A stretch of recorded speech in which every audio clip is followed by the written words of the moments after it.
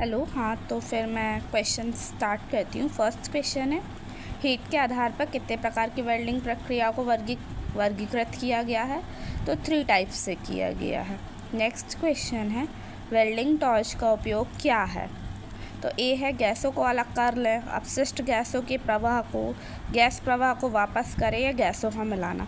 तो जो welding torch होती है उसका यूज़ स्पेशली इसीलिए किया जाता है कि जो 2 गैस होती है एसिटिलीन और ऑक्सीजन, दोनों को क्या करना, मिलाना। तो इसका आंसर होगा, राइट आंसर होगा गैसों को मिलाना। थर्ड क्वेश्चन है, कौन सी वेल्डिंग प्रक्रिया धीमी है, मतलब जो बहुत स्लो मोशन में होती हैं? तो पहला automatic hydrogen welding, submerged arc welding, carbon arc welding, shielded धातु की आर्क वेल्डिंग। तो जो ऑटोमेटिक वेल्डिंग होती है वो स्पीड अच्छी होती है, और संबर्स्ट आर्क वेल्डिंग भी आपने देखा होगा, वो डूबी हुई वेल्डिंग को कहते हैं, वो भी इसकी स्पीड भी अच्छी होती है। लेकिन जो कार्बन आर्क वेल्डिंग होती है वो सबसे धीमी गति से होती है। तो इसका आंसर होगा कार्बन आर्क वेल्डिंग। मौके पर दुर्घटना से प्रभावित व्यक्ति को कौन सा उपचार दिया जाना चाहिए? तो ऑप्शंस हैं, दूसरी चिकित्सा, दूसरा उपचार, प्राथमिक उपचार या प्राथमिक चिकित्सा। तो इसका राइट आंसर होगा प्राथमिक चिकित्सा। तो जैसे दुर्घटना होती है तो सबसे पहला कौन सा उपचार दिया जाता है? प्राथमिक चिकित्सा। अगर बेंच वाइस को कड़ा कर दिया जाए, मतलब अगर बेंच वाइस को बहुत ज़्यादा टाइट कर दिया जाए तो क्या टूटेगा, मतलब कौन सा हिस्सा क्षतिग्रस्त होता है? तो इस ऑप्शन है स्पिंडल, वर्क बेंच, बॉक्स नट, वर्क पीस। तो उसका जो स्पिंडल होता है जिसपे वो टाइट होता है वह क्षतिग्रस्त होता है। अब नेक्स्ट क्वेश्चन है, गैस सिलेंडर को सुरक्षित किया जाता है, मतलब कैसे गैस सिलेंडर को सुरक्षित रखा जाता है? झुका हुआ स्थान, लेटे नीचे की स्थिति में, दूसरे सिलेंडर के सपोर्ट करे ऊर्ध्वाधर, मतलब सिलेंडर को हमेशा खड़ा करके रखना चाहिए, तो उसको राइट आंसर होगा ऊर्ध्वाधर स्थिति में। पतली चादर को संभालने के लिए कौन सी सुरक्षा अपनाया जाता है? तो जो पतली चादर होती है उसके लिए ऑप्शन है क्लैम्प, बी हाथ दस्ताने, चिमटा, हाथ की स्क्रीन। तो उसके लिए हाथ के दस्तानों को, जो पतली चादर होती है उसको हाथ के दस्ताने से पकड़ा जा सकता है। तो राइट आंसर होगा हाथ के दस्ताने। इसका प्रयोग गर्म जॉब को पकड़ने के लिए किया जाता है? चिमटा, शॉवल, पोकल, स्निप्स। तो इसका राइट आंसर होगा चिमटा।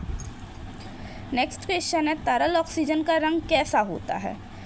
तो तरल ऑक्सीजन का रंग ऑप्शन दिए हैं, प्ले ब्लू, गहरा पीला, गहरा नीला, प्लेन पीला।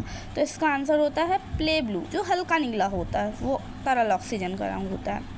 स्पैटर को कम करने के लिए आग की लंबाई का प्रयोग किया जाना चाहिए। तो स्पैटर्स जो होते हैं वो जब ज़्यादा आर्क होती है ना, स्पेशली जब लंबी आर्क रहती है तभी ज़्यादा स्पैटर्स होते हैं, और अगर सामान्य आर्क रखेंगे तो स्पैटर्स नॉर्मल नहीं होते हैं।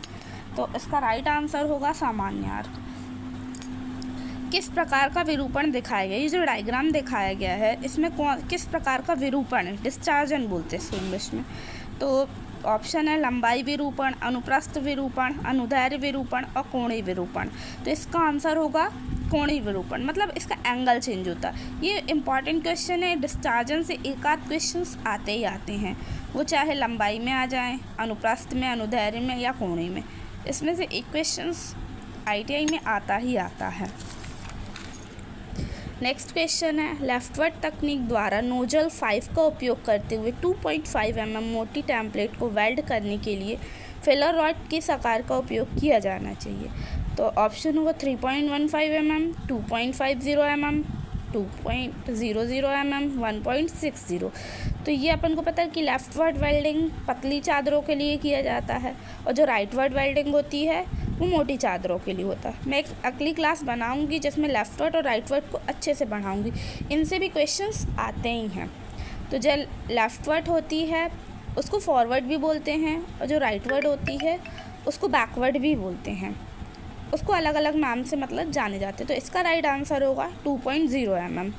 इसके एंगल भी होते हैं, जैसे लेफ्टवर्ड के अलग और राइटवर्ड के अलग। जैसे लेफ्टवर्ड के नोज़ल का एंगल अलग होता है और इलेक्ट्रोड का एंगल अलग होता है, वो मैं अगली क्लास में आपको पढ़ाऊँगी। डबल वेवल बट जॉइंट के लिए कोण क्या होना चाहिए? तो जो डबल वेवल बनता है उसमें बट जॉइंट के लिए एंगल क्या रखेंगे? 20, 25, 45 या 35? तो आंसर होगा 45।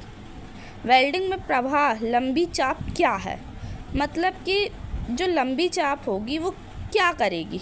जैसे मतलब अगर आप वेल्डिंग कर रहे हो और लंबा मतलब इलेक्ट्रोड दूरी है तो क्या होगा? अधिक पेनिट्रेशन, सामान्य पेनिट्रेशन, कम वेल्ड जमा या कम पेनिट्रेशन? तो इसका आंसर होगा कम पेनिट्रेशन होता है। अब बोल रहा है विकृति मतलब डिस्चार्जन कितने प्रकार की होती है? तो डिस्चार्जन 3 टाइप के होते हैं। ऑप्शन में दिए 4, 5, 6 और 3। तो इसका राइट आंसर होगा 3 टाइप से होते।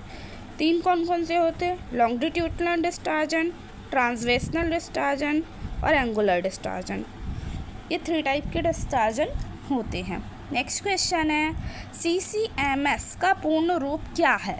तो देखो CCMS का ऑप्शन ए है copper coated mild steel, chromium लेपित mild steel, carbon coated mild steel या कैल्शियम लेपित माइल्ड स्टील। तो हमेशा कॉपर कोटेड होता है। जो कॉपर कोटेड किया जाता है वो माइल्ड स्टील के ऊपर कॉपर की कोटिंग की जाती है, तो वो ज़्यादातर कॉपर कोटेड होता है। चित्र में दिखाए गए X से अंकित दोष का नाम क्या है? ऑप्शन है ब्लो होल, सांद्रता, ज़्यादा जलने से, क्रैक्स। तो ये जो बबल जैसे दिखते हैं ये क्या होते हैं? ब्लो होल्स होते हैं। फ्लैशबैक अरिस्टर। नेक्स्ट क्वेश्चन है फ्लैशबैक अरिस्टर किस धातु का बना होता है? तो ये एल्यूमिनियम, स्टील, हल्का स्टील या निकेल? तो फ्लैशबैक अरिस्टर हल्का स्टील का होता है। फ्लैशबैक अरिस्टर कहाँ पे लगाया जाता है? एक सुरक्षा उपकरण है। ये लॉ को विपरीत जाने से क्या करता है? रोकता है। तो फ्लैशबैक अरिस्टर 2 टाइप के होते हैं, हाइड्रोलिक और ड्राई फ्लैशबैक। ठीक, ये 2 टाइप्स के होते हैं। इनका भी अलग अलग वर्क होता है। Thank you.